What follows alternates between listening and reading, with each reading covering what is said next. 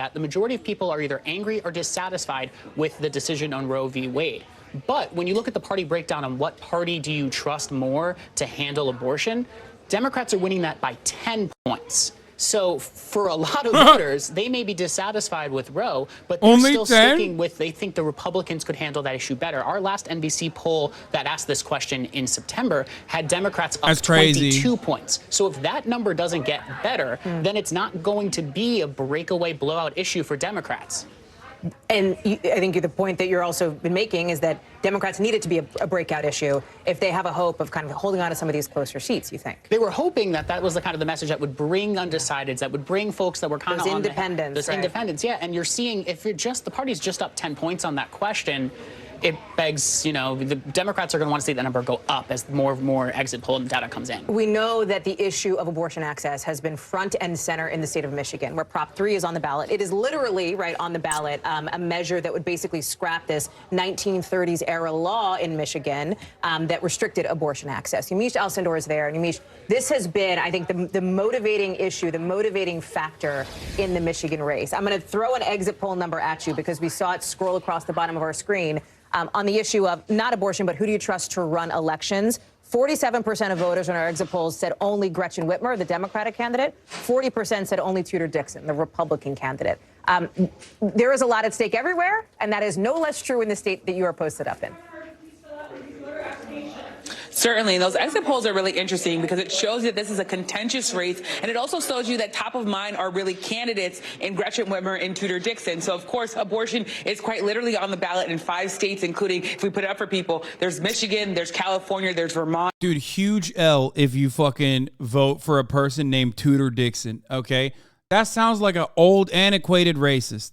Rights into the state constitution, and the Democratic then again, Gretchen Whitmer's kind of a weird name too, but like Tudor Dixon, just straight up, you vote for a Tudor Dixon, you're just like, you're basically saying like antebellum South, pretty fucking sick. Big fan of that should stuff. Not be access to abortion, including in cases of rape and incest. She's also been making the case that the economy is the top issue on people's minds and that people should also be thinking about education and parents' rights. I want to show you just a little bit of where I am. I'm in Grosse Pointe, which is a politically diverse and racially diverse part of the state. People here are voting, are filling out their voter information cards. Then I want to take you on a little bit of walk because it's democracy in action today. We're walking here to where people are actually casting their ballots. There's a line here where people are in this room. They're securely walking in there. Everything seems to be going smoothly. And some of the things that you hear really underscores that Michigan state officials say that this could be the highest turnout in Michigan history for a midterm election. So that tells you there's a lot of passion on the ground. Yamiche Alcindor live for us. In action, just like democracy there in Michigan. Yamiche, thank you. Ben, quick final thoughts to you as we have this another exit poll here before I know you need to go, that most voters have a pessimistic national outlook. The majority of voters, most of them, are not satisfied or even angry about the way that things are going in this country. Yeah, the vibes aren't good for voters heading into this midterm. You said it, friend. That's what the exit polls seem to show. And the thing is, not to toot again, but Chuck was saying at the top there, not to toot our own NBC poll, but this is what we've seen across the year. We've asked this question every single time, and we've had, except for one track, and it was like 68%, at least 70% of people have said they think America's on the wrong track. You're seeing that tonight when you're talking about these polls that are just coming in about negative feelings about the country. And also, again, I keep going back to these independent voters, right? The question, so 94% of Republicans are feeling that the negative feelings about the country. Not super surprising. Democrats are in control. Not surprising, yeah. Democrats, 49%, you know, probably for a slew of reasons. Some of them may actually bring them to the polls, issues like abortion. But again, that independent number, 78% of independents. That's a lot. Ben Camisar, it's so awesome to see you emerging from behind the political unit curtain. So thank you so much. You're brilliant. We really appreciate it. We appreciate you. We have a lot more to get to. We're going to try to sneak in a really quick break. It's been 15 minutes and we haven't taken one yet. We thought this would be a good time. No breaks for us, baby. Let's go. I am joined by 538 reporter Kaylee Rogers. So, Kaylee, thank you so much for being with us here tonight. We know a lot of election deniers are on the ballot, and many of them have a good chance of winning. So what are you watching for here? And do you think that they would contest a loss? Again, pointing out, though, we just heard from Kari Lake that she would not contest her loss if it was a fair, honest, and transparent election. Right. I mean, I think many of them will contest those. Kari Lake, that's an interesting one to point out because after she won her primary, she won. and it was a Republican primary, she still was questioning that election and saying that we can't be sure that it was completely legitimate. These guys are so unhinged. They literally question elections they win. Okay. Losing potentially the races tonight might then, bring up those claims and contest that the results aren't legitimate. I mean, we saw that in the primaries over and over with election-denying candidates, win or lose. Oh, CNN's doing exit polls here. Right, We'll tune and into her CNN right now. Come on, baby. Higher at a time as he's toying. What the fuck is this angle, brother? And I think that's the fact that Republicans are still expected to do better despite the leader of the party being even less favorable. That was a crazy And with link. it came all kinds of other stuff. Sorry. But Biden's unfavorability, we knew was high going into this. We knew that was going to affect the midterms. But it's interesting to note that Trump's is even higher at a time as he's toying. Or lower. Or even lower. I'm sorry. Yes. And I think that's the fact that Republicans are still expected to do better despite the leader of the party being even less favorable. Where are these guys coming from? I've seen a lot of these guys today. I've seen a lot of these guys who are like, you didn't vote, actually. It is weird. Where are they coming from? Donald Trump in the upcoming primary are going to say is, well, should I tell my voters it's not a sure bet that he would beat Joe Biden? Can I raise a point, by the way, about the abortion question? I didn't get a chance a minute ago, and I just... No, dude, I'm kidding. Legal in all cases is 30%. That is the Democratic position. Every other position on here, legal in most cases, that's the Lindsey Graham position. Illegal in most cases, some Republicans, illegal in all. So the Democratic position is legal in all cases, 30. Everything else is some variance of a Republican position. This doesn't mean anything. A lot of Republicans do like that position. This doesn't mean RIP for... they didn't want to vote on it. There's a lot of Democrats who would say no to this. What do you mean vote on They it? did. Well, Lindsey Graham. He's really old. There's a lot of Democrats who would say no to that. Safe, legal, and rare is where 80% of Americans are. Okay, most Americans are in some reasonable place in the middle. Are there extremists in both parties that say, no exceptions, whatever? But the reality is the Democratic position is much more reflective of where Americans are coming from. Listen, Lindsey Graham went out there and tried to raise that. He got left at the altar by your party. So I don't think you can. Oh, fuck! Fuck! God damn it! How do I open it again? Control-Shift-T? I'm trying. It's not working. Oh, fuck. What is happening right now? Oh, it was literally opening up a fucking split on Chatterino. The position of most Democrats is the position that is the majority position in this country, which is this is primarily a decision between a woman and her doctor. B, that most of these decisions are made early in pregnancies, not late, and that there should be exceptions even in later in pregnancy when a woman's health is involved. And so that's the mainstream position. I don't honestly think you're going to want to go into a general election in 2024 arguing what you're arguing here, and we'll see how. But nobody can articulate a single limitation that a Democrat candidate laid out in this election. What you're saying sounds reasonable. Every Democrat pretty much embraced Roe versus Wade, which had limitations. Exactly. What was the Senate vote on the Schumer bill? I mean, the Democratic candidates, when asked over and over, could not articulate a limit. But you know what Roe versus Wade was, right? I'm familiar with it. Yes, it had limitations. It basically... The Schumer bill did not, though. Right. Roe versus Wade had limitations, and they reflect generally what people feel in this country. I don't believe a statewide candidate. Which is why, by the way, in this and every other survey you see, about 2/3 of the country were unhappy with that decision. It's also, but it would be interesting as a strategist if you want to go in there.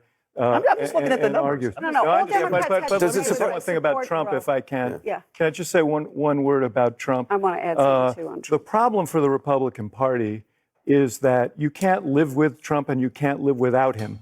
Candidates can't get nominated without. I love politics lovers being like, who's this motherfucker talking? That's Axel Dick, baby. Struggling in places where they maybe shouldn't be struggling is because David Axel Hogg on their fealty to him, and it's created a big problem for you. The one interesting thing also about Trump on this exit poll is that 54% of people said Trump was not a factor. That will disappoint Donald Trump tremendously, since he thinks if his candidates win, he should be given credit.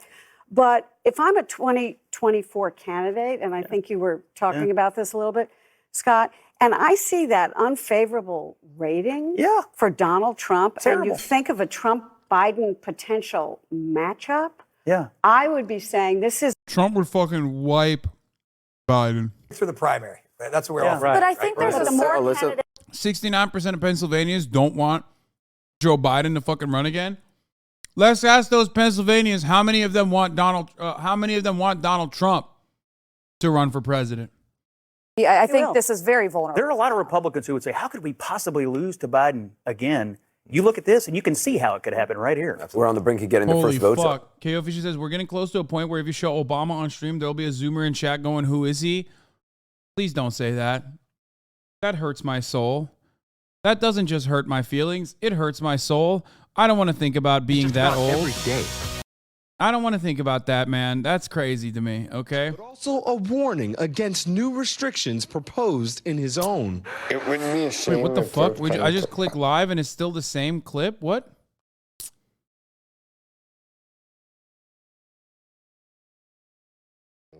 Some of the restrictive laws. You're ready to keep up the fight. I am. And advocates for disability rights point out that although we saw a huge increase in disabled voters in 2020, they still participated at a lower rate than...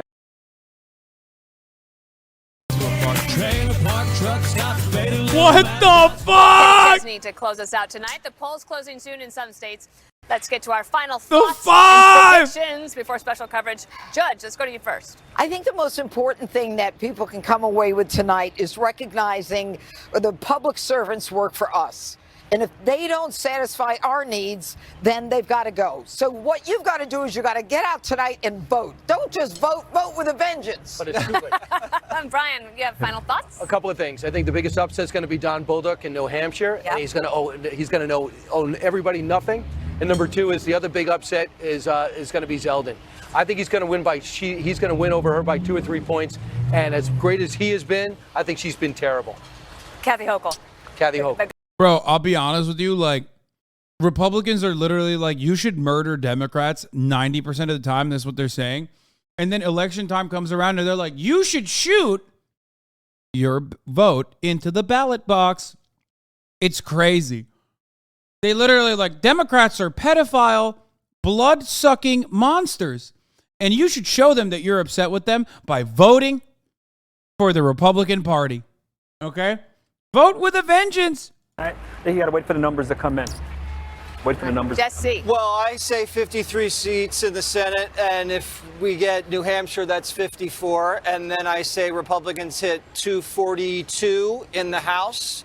And if I'm wrong, it's voter suppression. You don't mean that. You don't mean that. You don't mean that. Oh my God, they're literally memeing about it. They're like post-irony. Like, he's joking about what, like, every Republican that's watching that broadcast is not even joking about. Announcing he's running for president. That is a great way to capture, like, how elitist and bi-coastal elitist these fuckers are. They know it's a joke. They're just joking about it. They're kind of making fun of the dumb, brain-broken idiots that watch Fox News every night. Tucker Carlson's not joking about it, obviously, when he says it. And they know full well that, like, their audience believes it, so he could just joke about it. We appreciate you very much. That's crazy to me that you could joke about that. Like, I never joke about the top of the hour ad break, which comes at the top of every hour. And it's a 60-second ad break, or it might be slated to increase soon if I take on a new contract with Twitch. But regardless of how many minutes it is, all you need to do is subscribe for $5 or for free with a Twitch Prime. By connecting your Amazon Prime account to your Twitch account, you get one free Prime subscription a month. Use it on your favorite broadcaster. Hopefully, I'm your favorite broadcaster. Okay? The uninterrupted midterm election coverage continues now. You can also get gifted a sub. VS, thank you for the 5 get the subs. Here's the 1 minute ad break now. It is raining like crazy. I hope I don't lose energy again. I hope I don't lose power again. Voters like you are most worried about as they're casting their ballots. This is election night 2022. The stakes, control of Congress, and who will make the laws that affect your life. Republicans hoping to ride a red wave. I think the only thing Joe Biden has built back better is the Republican Party. Americans want red states. Democrats clinging to a razor-thin majority, zeroing in on key swing states. The wave of blue never stops. 51st vote, that's what we're running on. The biggest names in politics on a battleground blitz in these final few days. So vote. Get out the vote. This is the year we're going to take back the House. We're going to take back the Senate. We're going to take back America. The cost of living, crime, abortion access, all center stage for voters. The integrity of our elections, the future of our democracy, and the future of this country are all on the line. Vote for leaders who will fight for you and your families. So what will America decide? From NBC News, Decision 2022, Fascism. The Midterms. Here are Hallie Jackson and Tom Yamas. Hi there, you are in it. Election night 2022. It is happening. And as Stop we saying speak, who we was are that. It was finding Obama. more It's not a funny about joke. the data, right? Who turned out? What do they care about? What do they think about the issues that matter to them? We're about to walk you through what Shut the we fuck know up. because you know a lot is riding on this election. It's The not a Senate funny right now joke. You're gonna split give me a fucking heart 50-50. attack. Vice President Kamala Harris is the tiebreaker. Republicans only need to flip one seat to take control. 35 seats are in play there tonight. And then look at the margin in the House of Representatives. It is razor thin. All 435 seats on the ballots. Republicans only need to pick up 5 to take control of that chamber. So that is where we start. And here's where we're going. The results, with polls closing about to. In just about the next hour, we're going to see a whole bunch of them. And new data from the first wave of exit polls. Tom, you are all over that piece of it. Hallie, I am, and we have some data to talk about right now. It's still very early, but this is the first wave of data, and here's the big number we're looking at. We asked voters, what's the most important issue as you vote in these midterms? 32% saying inflation, the cost of living, the #1 issue for Americans at this hour. But closely behind that, abortion coming in at #2. Voters listing that as their top concern as well. So we are less than an hour away from our first round of returns. These are the key states we'll be watching early in the night. At 7 p.m., polls close in several states, including that big one, Georgia, where we have those tight races for both Senate and governor. At 7:30, polls closing in Ohio, most of North Carolina as well, but several sites there will stay open for an extra hour because they open late tonight. And at 8, this will be a big one. Polls closing in New Hampshire, Florida, Pennsylvania, but at least one county already in Pennsylvania keeping polls open until 10 because of a paper shortage. We'll have more on that later in the show. Any one of those states could determine A paper shortage, brother. Don't believe the lies. those battlegrounds tonight, covering every angle of this critical race for us as they have been for months. Take a look at that powerhouse team. And in the studio, we've got our superstar analysts here to break it all down. From Puck News, senior political correspondent Tara Palmieri, and from the Washington How can Post, they have a paper shortage? Scranton's right there from the office, you know, where they sell paper at Dunder Mifflin. just as we start this exciting night of politics, and we know it's going to be a long night. Are we nerds? We love it. We live for this. We're doing it tonight because it's happening, right? We're in it. Election day is turning to election night. We're going to see the polls close. They're making me feel really fucking icky about my round-the-clock coverage of this sort of shit, actually. About this data, Tom, you laid some of it out. Chuck Todd has way more on this. These brand new exit poll numbers that we were just talking about. And the caveat, Chuck, obviously, first wave of data. Always, yep. Give me your read. Give me the gut check here. What are we seeing? What are you thinking? Well, look, I'll tell you this. It looks like our last NBC News national poll. Cuck Todd. The poll looks like that. Biden's job rating. Give it to us, Cuck. 45%. What did we have? 44% essentially on that. So in that sense, I think we gave people an accurate picture of where things were. Look at the satisfaction about the economic conditions. We had it as high as 80 in our poll. According to this national poll here, 75%. What's interesting, though, is the economy. Look, we're not going to give many of the state exit poll stuff as much yet because we know people are still voting. But in the battleground states, dissatisfaction with the economy is greater than this number. And in the battleground states, in all but 2, is Joe Biden's approval rating actually below the national average. But it's worth noting the 2 where he actually does a little bit better than the national average, and it's Pennsylvania and Wisconsin. So just something to keep in mind there. Let me take you through a few other things here. This is condition of the U.S. economy. As you can see here, 39% think it's poor. 39%. I mean, just tells you this is, you know, to borrow a phrase that we're going to hear a lot tonight, economy stupid. Now, abortion has been pretty interesting here. As you see here, this looks like what we've seen in national polling. 60% believe it's legal. When you look at the abortion issue, and you did it by, there are 2 of our battleground states where abortion topped inflation as the #1 issue. New Hampshire and Pennsylvania. Ooh, so that's just, super I mean, interesting. so the point is this. Look, the national exit poll looks good for Republicans. When you start looking at the battleground states, it's going to be a long, you said election day is going election night. We're going, election night's going election week. And maybe election, and maybe election month. All right, well, Chuck, 6:06 Eastern, Chuck. But on those top issues, though, when you break it down from Republicans and Democrats, obviously abortion and inflation going for Republicans, but independents, inflation, the cost of living, also their top issue. Look, and this is, to me, the difference between whether this is a tight race tonight or whether when all the votes are counted, all is said and done, we see the independent sort of swing in a bigger direction here in one way. And so that is something, there's no doubt, independent, the economy, more so than anything else. By the way, one other point I want to make here, and I don't know if we've put it in yet. Democracy? Yes, look at this. Look at this. For all the talk. All right, you're not surprised. Are you confident that your vote's going to be counted accurately? 95.5 among Democrats, 71.29 among Republicans. For Republicans. Okay, so only... What do I always say, bro? What do I always say? You can get 30% of Americans to believe anything. Okay? You can get 30%. Assuming the worst. Does that number that you're having on the monitor right here tell you anything about some of these states where election denialism is on the ballot, right? In states like Arizona, where the 3 statewide candidates on the Republican side are all election deniers or skeptics? Look, I don't want to read too much into it yet, but These guys are not election. First of all, the people that are saying like they're not confident, 30% of Republicans saying they're not confident, that does not mean that they weren't confident that like election denial or election was stolen in the previous election. Okay? Chuck Todd. All right. You're staying close to a camera friend. No dinner breaks. 30% of Republicans are not even close to 30% of Americans. Okay, well, we're looking at fucking exit polls. There are infinitely better polls that have been conducted over and over again that show 70% to 60% of Republicans across the board saying at the national level and not at the fucking Pennsylvania exit polls, saying that they thought the previous election was stolen.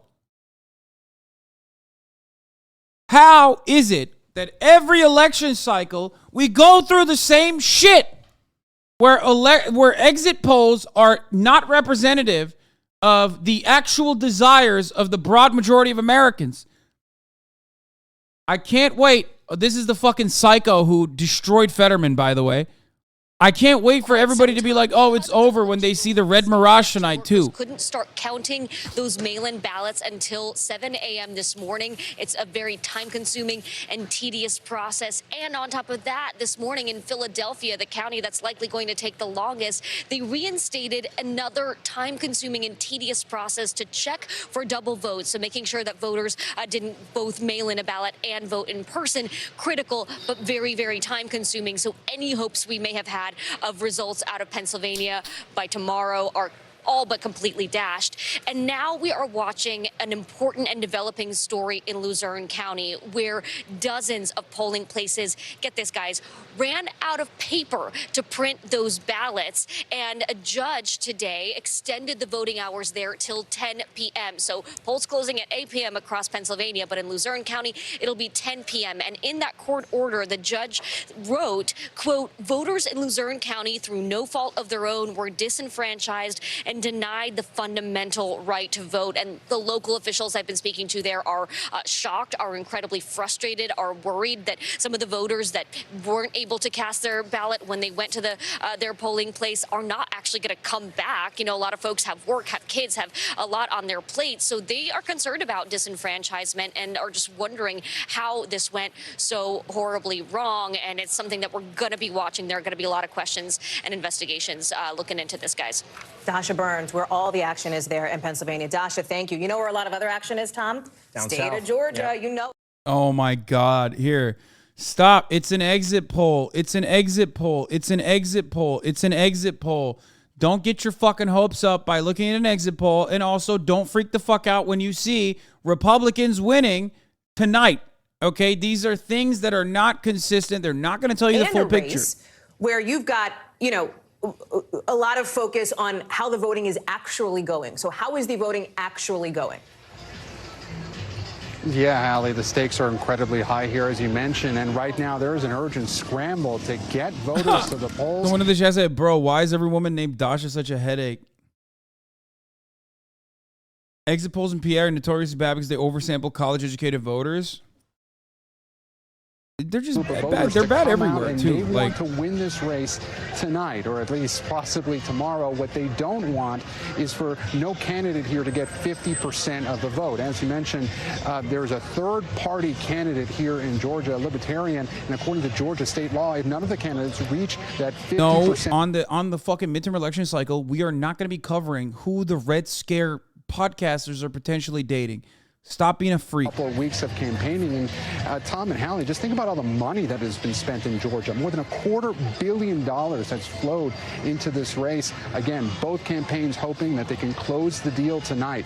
But right now, where I am in Southwest Atlanta, there are groups across the street waving signs, blaring music, trying to convince these drivers going past that perhaps that they either forgot to vote or hadn't made plans to vote today. They just have a few minutes left to cast their ballots. Again, polls close here at 7 p.m. Eastern Time. And Gabe, as you're reporting, we actually just got some early exit poll data in from Georgia. The question to the voters, does the candidate show good judgment? For Herschel Walker, only 33% said yes. 64% said no. For Warnock, 51% yes, 46% said no.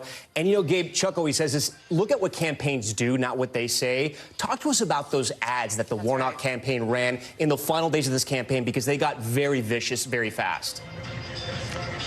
Yeah, that's right. So Raphael Warnock, just in the past couple of days, he intensified his attacks against Herschel Walker, saying that he's not just not ready for the office, but that he's unfit, that he's a pathological liar, according to Raphael Warnock.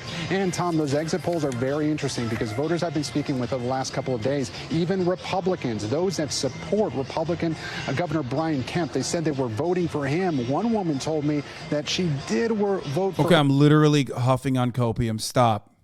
So that's Stop! a big question that we're going to have to see. I'm on tonight so in much Georgia. copium. How many of these voters are actually split ticket? It's cornucopium. Went for Republican Governor Brian Kemp in the gubernatorial race. I'm literally ODing. I'm ODing. That's crazy. Perhaps decided to go for the incumbent Senator Raphael Warnock over Herschel Walker. So that's a big question. We'll see how it plays out tonight, Tom. Ticket splitting, not just in Georgia. I got to tell you, I was in Georgia, Gabe, down there in Savannah about 2 weeks before Election Day, and talking with Senator Warnock, who was down there with Senator Ossoff doing some sort of canvassing. He got a question on Herschel Walker, and the tone was very much like a pivot to the issue. What a difference, right, in the last couple of days, Gabe, as you well know from being down there. Thank you, friend. I appreciate it. Listen, we've been talking about the Senate a bunch. House is also up for grabs, right? It's going to be tight. Everybody's watching this battle here. Yeah, Republicans only need to net gain 5 seats, as you mentioned at the top of this broadcast. Virginia and Indiana kicking off the first wave of House races. We are monitoring for potential GOP pickups. I have faith in the Senate, none for the House. Yeah, the House is cooked. Garrett Haake joins us now from Washington. But the Senate might be cooked too, man. We got Ohio.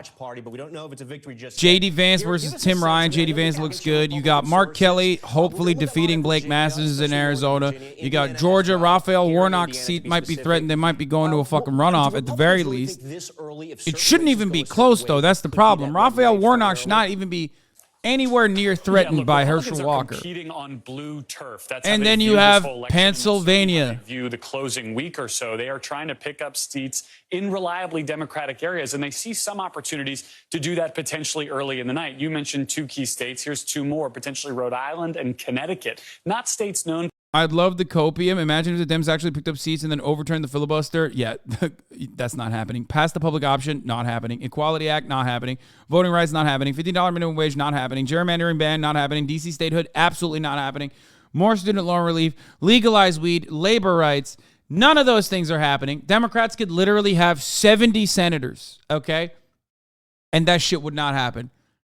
I will 100% call it. Democrats could have 75 senators. Okay, like something weird happens, like all the Republican senators die, okay, and then like everyone's like, I guess we got to vote for a Democrat now for those same seats, okay? And you still would not see that happening. Democrats would still find a way to be like, oh, well, fucking 25 to 30 in our ranks just simply don't want any of those things. There's nothing we can do. Democrats could have 100. If the Republican senators died, Democrats would refuse to meet. Yeah, true. Yeah, Republican sources I talked to think all of those races are in play tonight. What's your Wisconsin prediction? My prediction on the state of Wisconsin is the same as any other fucking Wisconsin election. None of it matters. Your state is fucked. You could have 98% Democratic votes for the state of Wisconsin, and it's still going to be red because the state legislature is red, and they're going to do whatever the fuck they want to do. The way that Wisconsin elections work is so psychotic. It is literally... You could just point to the state of Wisconsin and the way elections work in Wisconsin as a great indication that, like, you can have this theoretical democracy and not have democratic outcomes, okay? Those motherfuckers are so obsessed with eating cheese that they've forgotten. They've forgotten that, like, you know, they haven't had their votes, their voice be heard in years.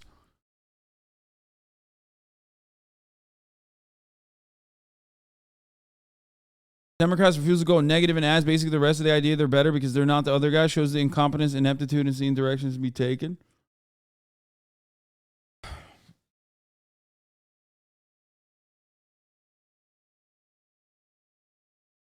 Make a bet on it, pussy. If the Dems get majority and pass those things, straight up show dick on stream. I would 100% show cock on stream if one of those things happened.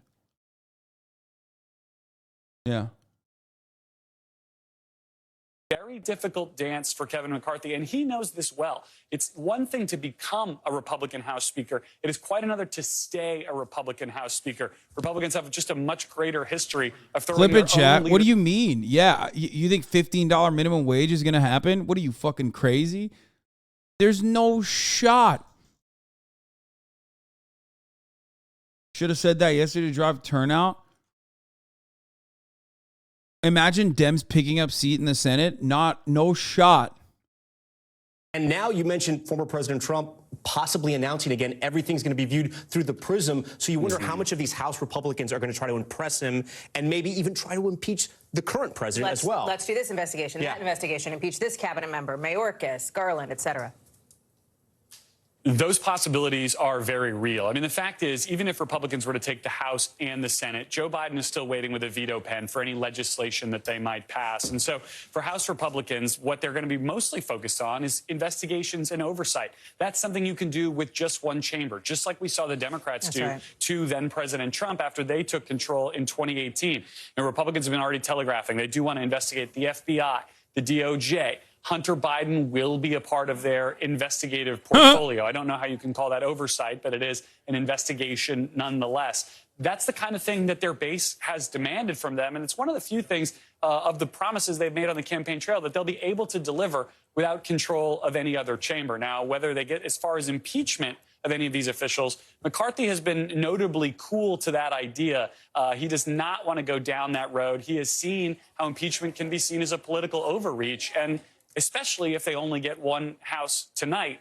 You know, the big prize then is actually getting the Senate and the White House in 24 so they could make law. I know it's a long way off. We need to investigate Hunter Biden. It's such a funny and such a funny fail campaign slogan.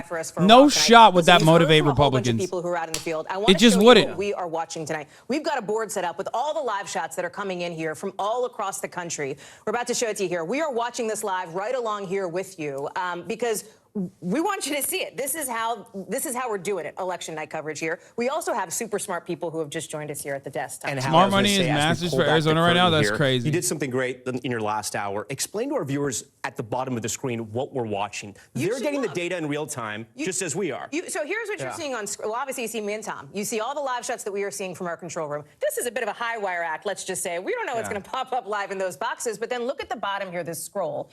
These are the exit polls we're getting in live in real time. You are seeing this at the same time that we are seeing this, right? This is an automated system. So as soon as the polls go in. Let's be fucking real, okay? Let's just pull back for a second. 8% inflation, historically unpopular president. maybe a little bit more popular than Donald Trump at this point, but like still pretty unpopular into the midterms. The party's going to get cooked no matter what happens. There is no fucking party that has survived an awful set of circumstances like this. Now, it makes it so much worse that the Democratic Party is also completely inept. What? That's not... Stop. Stop it, dude. I've seen enough. Hasan Piker D wins Los Angeles County coroner. Can you imagine voting for who the coroner is? I love that. America's so stupid they might do that. Okay? The people that do give a shit about the midterms are giving a shit because they want to say fuck you to the party in charge. Okay? Wait, they do? You vote for coroners? What?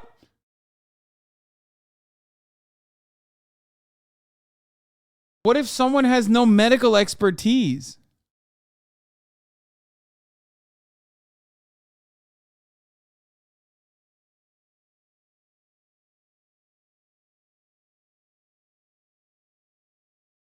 What? Learn on the job, brother.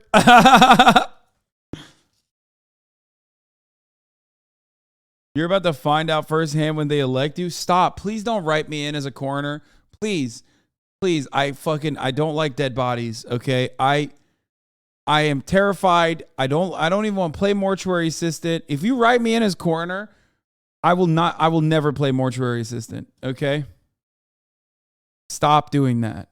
Stop doing that. Stop writing me in fucking positions. Be effective at it and tarnish Biden ahead of re-election like they did to Hillary Clinton. Yeah, 2024, just 2 years away. Eugene, of the exit polls we've had so far, again, they're early. We're saying that from the get-go. Anything stand out to you? Anything surprise you? Well, not surprising yet. I mean, inflation and abortion are topics that we have seen voters repeatedly say matter to them before Election Day. And to hear them say that, you know, in these exit polls is pretty consistent with what we've been reporting on for the past few months. It'll be interesting to see to what degree in various races was inflation a determining factor. I'm going to be honest, low-key, IRL coroner, still less scary than mortuary assistant. Where people are feeling more hit than others. I was so interested by something that Chuck said at the top of the show in these exit polls, which is that in battleground states, you are seeing a bit of a different picture from these exits of President Biden's approval rating than you are in the national picture. And Eugene, this speaks to the point that you're making here. Absolutely. I mean, people's perception of what's happening in Washington, it's based on what they're experiencing at home. And we know this is a big country with diverse economies and diverse laws on abortion, diverse impacts of even immigration, and that affects how people are approaching their voting. Anna Palmer, I think, also is joining us, right? We had to keep CEO somebody in Punch D.C. Bowl. Somebody had to stay back in Washington, Somebody had to monitor Anna. the House. Anna, you know, Punch Bowl. Someone in the chat said less jump scares in IRL mortuary assistant. Yeah, if you have a jump scare in mortuary assistant in real life, it's over. That's going to be way worse than jump scares in general. That means that zombies are real.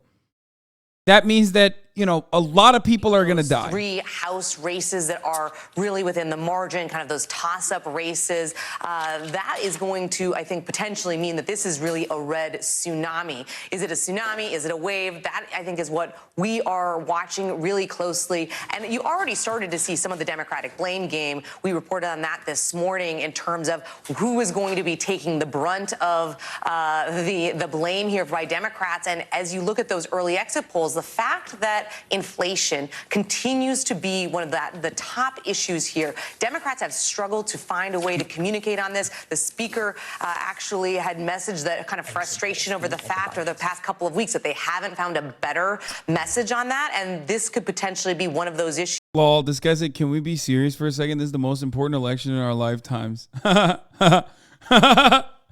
Oh, brother, that's funny. That's a good one, dude. Yo, you should have told the Democratic campaign strategist that. So they could fucking figure that out first. So they could have adequately campaigned leading up to the election cycle. Even though I also did mention that, you know, they had a horrible set of circumstances. They were set up for a major defeat regardless.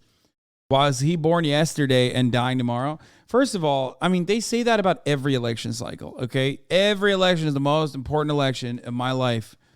Every election. I've never heard somebody go out and be like, this is the least important election in our lifetimes, okay? How about that? How about we get some of that in the future? That's what I want to hear from motherfuckers like, yo, guys, actually, don't worry about it. This is the least important election of our lifetimes. Voting for HasanAbi for county coroner, least important election of your lifetime. We're the first big round of poll closings. We're also getting our first snapshot of what voters are thinking in a make or break battleground, the great Commonwealth of Pennsylvania, home to that key Fetterman-Oz Senate race. We have a new round of exit polls. That's next. Stay with us. How do I fucking find the ad break? Like how? How do I do that? Up about, and it kind of seems like they're living in two separate countries almost at times. You've looked at the Fox News voter analysis as we get a gauge of what's on people's minds. What do you think so far? So, Martha, this country no doubt is divided. Our Senate is divided. Washington is divided. Some of our households are divided. But the country is not divided on the biggest issues that are motivating them to the polls in these midterms. Over 70% of Americans tell the Fox News pollsters and other pollsters that they are very or extremely concerned about crime, about inflation, about immigration and border security. And yet the Democrats have taken... She added the immigration and border security on there. No, people don't give a shit about that. That is like barely making it to the top 5, okay? No, people are concerned about inflation. That is a major concern. People are also kind of concerned about crime, in the sense that, like, they've been brain broken by television man telling them that crime is happening in their backyard.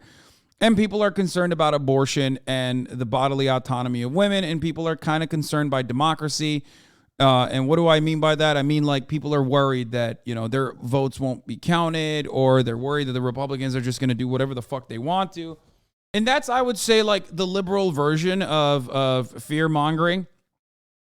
If the right-wing reactionary version of fear-mongering is, if the right-wing reactionary version of fear-mongering is like crime is coming to your backyard, crime is going to kill you, crime is legal now, then the liberal version is like democracy is under attack.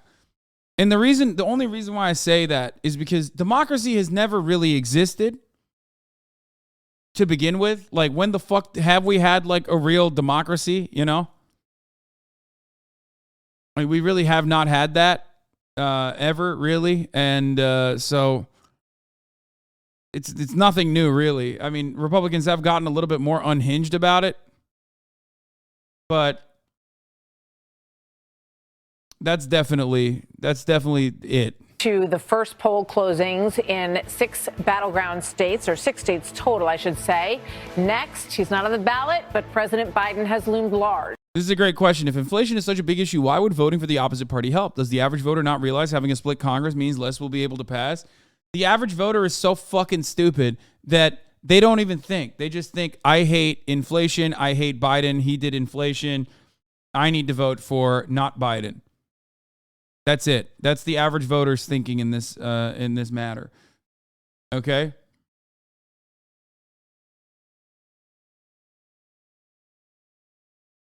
Not gonna lie, though, you go into a city like Portland and someone drugged up starts yelling at whoever and makes it you hate the drug laws being passed. What?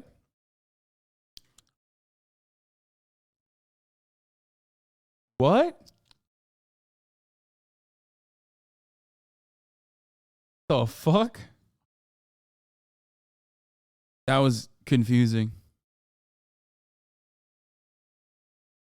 I don't even understand. Like, drug laws are not about people on drugs annoying you. You know that, right? It's about, like, avoiding unnecessary deaths and unnecessary incarcerations.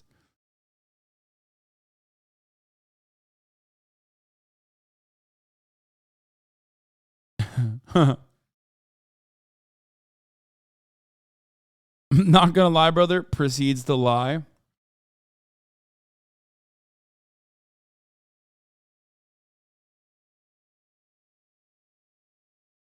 This is like election night in 20. You, Will, and Austin were amazing. Can't wait to be up till 4 a.m. with you. 3 p.m. time here in Indonesia. First of all, I don't foresee myself being up that fucking late.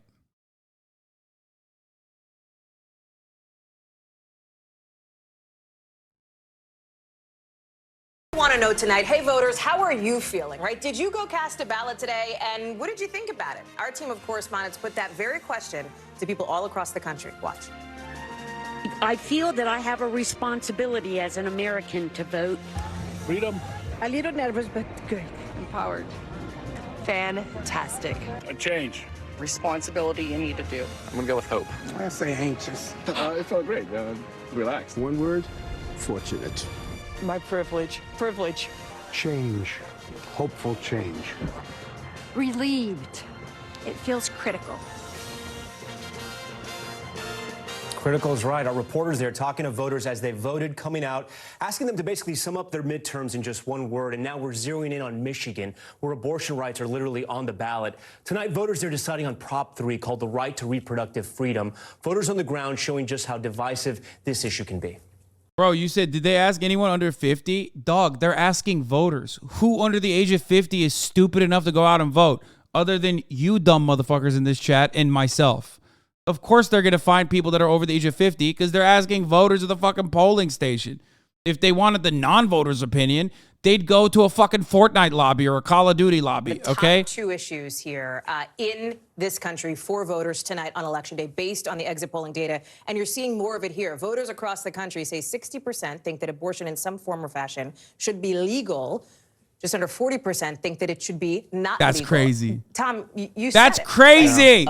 It is 37% say illegal. What the fuck? Actually, Prop 3. And it's early, again, for the exit polls, but that's the type of Just number jail that those Democrats wanna motherfuckers, see, dude. If you want it right so now in this bad. election.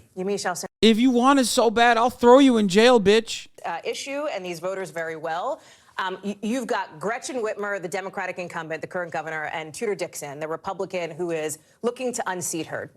Tudor Dixon has said she would respect the will of voters when it comes to Prop 3. Tell me how much you are hearing about this as you are out on the ground, as you are out in the field.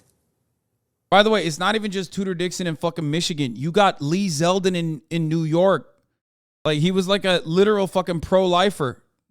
About it. You have Democratic Governor Gretchen Whitmer. She made abortion a central talking point in her closing argument to voters, saying that they should back Proposal 3 and enshrine abortion rights into the state constitution here. And Tudor Dixon is saying just the opposite, saying that there should be no access to abortion, including in cases of rape or incest. She also says that the economy should be the thing people should be talking about, or education and parents' rights. Now, we've been here at Grosse Pointe, which is a racially diverse and a politically diverse part of the state. We've been watching people fill out their voter information cards all day, all night. And then I'm going to take you on a little bit of a walk because it's Democracy in Action Night, of course. When you walk down this hall with me, you see that there are a number of people voting. A number of people are just behind me. I'm not going to go all the way inside because that's securely where people are voting, but it's behind me that you're seeing people cast their ballots. And it's in some ways a smooth process I've been seeing all day. Michigan state officials are saying this state is on track really to break a record for voter turnout in a midterm election. So that tells you that people here are energized. And I should tell you, driving around this suburb of Detroit, I've been seeing dueling lawn signs with people saying, I'm voting for Gretchen Whitmer, and then their next door neighbor saying, no, I'm going to go for Tudor Dixon. We also even talked to a family on camera. The mother-in-law was voting for Whitmer, saying she was who she wanted to back, that this was the future of Michigan. But her son-in-law was saying, no, I want to do Tudor Dixon. They were literally arguing on. That tells you how contentious that this election season is for here in Michigan. Yamiche, you know, we first met when we were on the campaign trail together in 2016. Why is she so scared? You made a name for yourself at the New Is York she covering Times up the your great exchanges cover-up? with Hell voters, yeah, sometimes brother. voters that really didn't like you or the New York Times. What kind of exchanges have you had this election cycle, especially right there in Michigan tonight? I'm interested. So, like, Republicans are slated to win in a lot of these places, right? Really so what happens to the Republicans who are, like, running on the idea that the elections are stolen? Are they going to shut the fuck up? Like, are they just going to celebrate? They're like, yeah, Democrats tried to steal it, but they failed, brother. Like, what's going to happen to all these fucking idiots? Now we don't see any evidence of voter fraud, but then you have, of course, a number of Republican candidates who are running on this issue of questioning whether or not the 2020 election was fair and even denying it outright. And that's, of course, in the governor's race, in the attorney general's race, in the secretary of state's race. So you have some voters, frankly, who are believing that misinformation. And Tudor Dixon is someone who has been also questioning this. Now, I should tell you that the governor here, Gretchen Whitmer, the Democrat who we've been talking about, who's running for re-election. She literally called her opponent a conspiracy theorist. And I've been hearing some of that language from voters as well, saying they just don't trust Tudor Dixon with the future of Michigan. They don't trust her. They think that she's someone who's problematic and think that she's bad for this country and for this state. Tom? Yamiche, real quick, there's some reporting that has come in just the last couple of minutes here. Michigan is an interesting state. It is one of three where all three statewide Republicans who are running are election deniers or election skeptics. Michigan, Arizona, Alabama, two of those states are really important 2024 battleground states. We have already seen former President Trump try to cast doubt without evidence on the voting situation in Detroit. And now in the last couple of minutes, we've seen this is, by the way, a live picture of the former president. Just Mar-a-Lago. Here. Yep, he's got this event tonight. It looks like, is he talking with reporters or is he too far away? We're going to get our control room to tell us. And we're going to try to get maybe our correspondent who is there live ready to go to fill us in. But you have the former president on his social media platform trying to cast doubt, again, without evidence, in what's happening in Detroit. The Michigan Secretary of State, who is also on the ballot, is refuting this claim now, Yamiche. And it feels like if Donald Trump does, in fact, declare a run in a week, this is a preview of like the next 2 years. What to expect, right? Yep. Certainly, and Democrats in the state have been vocal about what they see is really the danger of the misinformation that's been spread by former President Donald Trump. You're talking about the Secretary of State taking to Twitter to say, don't spread misinformation. We don't want it in this state. We don't want it in other countries. We don't want it in other places. You had former President Trump claiming that there were issues with voting with absentee ballots in Detroit that simply they say is not true. Michigan officials say that everything is going smoothly here. But let's also remember that some of the misinformation, it led to people getting charged and then arrested and convicted when it came to a kidnapping plot that was targeting Gretchen Whitmer. So there's a lot of people here who are not just saying they're conspiracy theories, but also they're worried about political violence and voter intimidation and the threats to democracy and the threats to people's real safety. Hallie and Tom. All right, Yamiche Alcindor reporting from Grosse Pointe there in Michigan. Yamiche, thank you so much. I want to go back to those live pictures of former President Trump at Mar-a-Lago because so much is going to be viewed through the prism, even before he teased his speech, which may be his announcement coming up next week. It was always going to be through his prism. Can we real talk for a second? Yeah. You know we love real talk. Yeah. The fact that we're talking about Donald Trump's live shot tonight, right, I think is part of why he announced an announcement in a week. And I'm watching the body language of one of our panelists here for the Republicans, Brendan over here. Brendan, I mean, what is going on? Dude, every liberal channel has hired the one Republican that's like, oh, I'm not super excited about Trump. He's there schmoozing in Mar-a-Lago. He used an opportunity. Every liberal channel has like the 8 people that are like, I don't know about Donald Trump. You talk to any Republican on the ground, they're like, I will suck Trump's cock to completion, okay? Because he is fighting for me. He's fighting for America. I will literally suck him off. I hate every Republican that Trump hates. I love every Republican that Trump loves. And these fucking dummies are still trying to turn around and make it seem like there's like this disparity. They're largely to prop himself up. And Hallie, here's the wild thing in our NBC News poll: the GOP versus Donald Trump equal with Republican voters right now, equally liked. So they're on equal playing fields. The irony, of course, is that every single one of these like, I don't know about Donald Trump idiots are going to turn around and suck Trump's cock again when he actually wins the primaries. Next leader of the party is imitating him. They're all acting like Donald Trump. You're talking about Governor Ron DeSantis in Florida, all for of them. example. Carrie Lake. Josh Hawley, senators, Ted Cruz, they all want to be populists. They all want to play the grievance politics because it works for Donald Trump. It works for him. There's not really another side of this debate right now. Okay, so there's the Trump factor in the 2022 midterms, right? And Alexander, there was also the Biden factor in the 2022 midterms.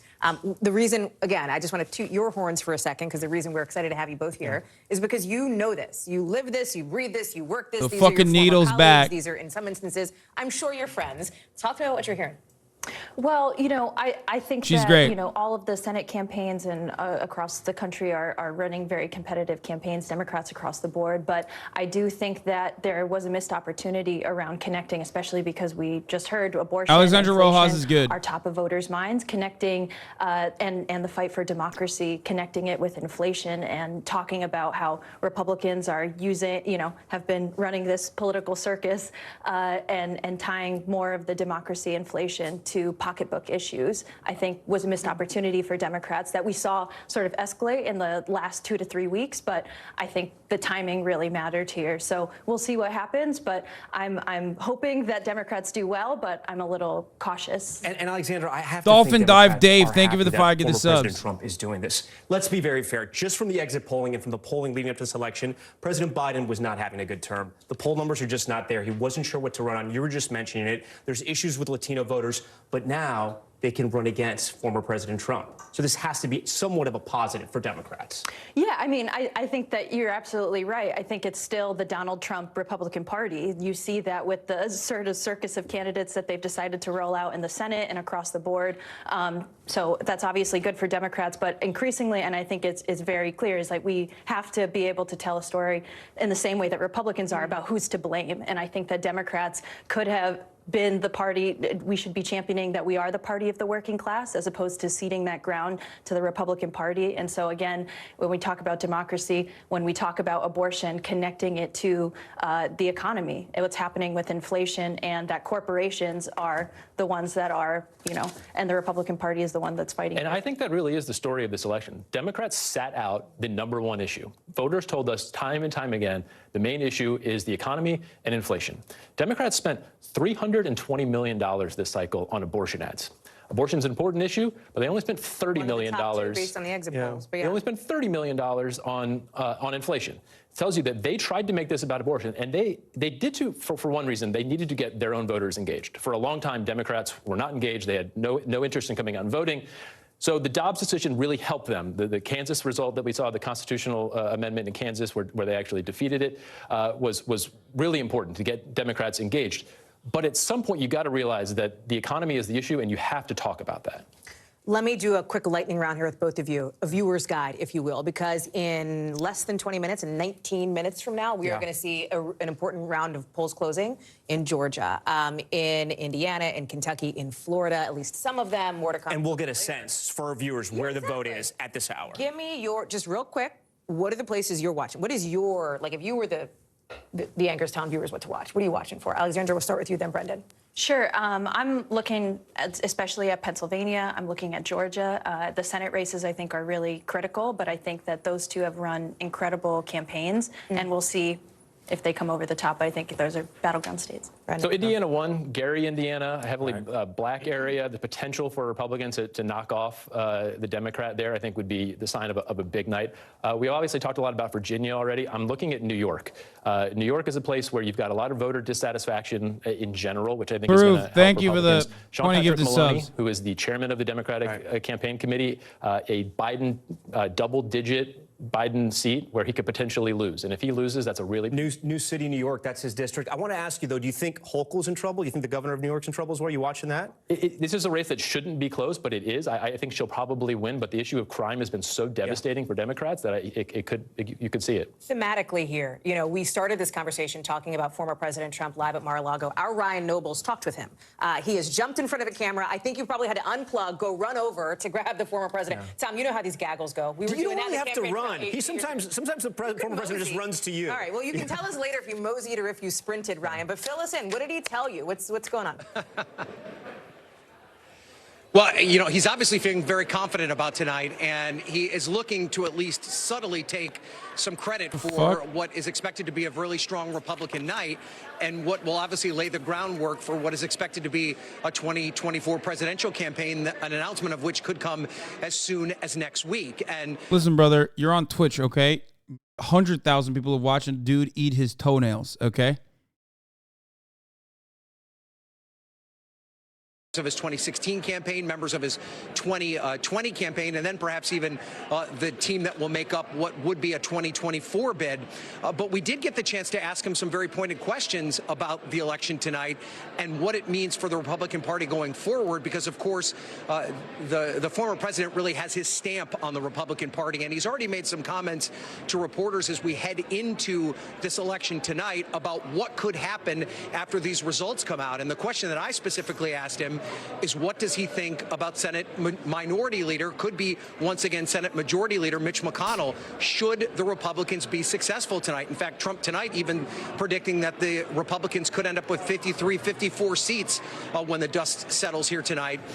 And Trump said that he does not think that Mitch McConnell has done a very good job. And in fact, he blames Mitch McConnell specifically for inflation because Mitch McConnell was a part of he just the hates Mitch arrangement, McConnell. the deals that were made Respect. to flood the economy with government money during the coronavirus pandemic. And of course, McConnell did support that $1 trillion infrastructure plan. And so Trump laying the blame on McConnell's feet, along with the current President Joe Biden and the Democrats in Washington. But where he stopped short, 0% surprising that is the case. But still, straight up. criticizing his own party on election night. But before, by the way, we know who has control of the Senate. Are you gonna cry tonight after Dems take the L? No, don't unban that guy. Wait, isn't this the guy? Red Wave 2024. Come on. We can't be banning all these fucking idiots, dude. First of all, brother, let me tell you something, okay? First and foremost, if you're celebrating a Republican victory in the United States of America, I need you to show me your tax returns. Because if you're making less than $300K a year, you're a fucking idiot, okay? You are quite literally advocating for your worst interest. You're advocating against your best interest, okay? I want to see a deed to a factory. I want to see a $300K pay stub. I want to see something that indicates that you are at least making so much money that like the deregulation and the tax cuts for the wealthy are going to benefit you. Okay? Because like if you're on a sock account and your name is Chewy Gooey, I'm going to be honest with you, like you're not. You think that these guys are going to do good for you. And by good, you think that Republican policies that like, I don't know, make it illegal to be trans in public or something is going to impact their life in a positive way. It's not. Okay? Aside from the cruel and inhumane treatment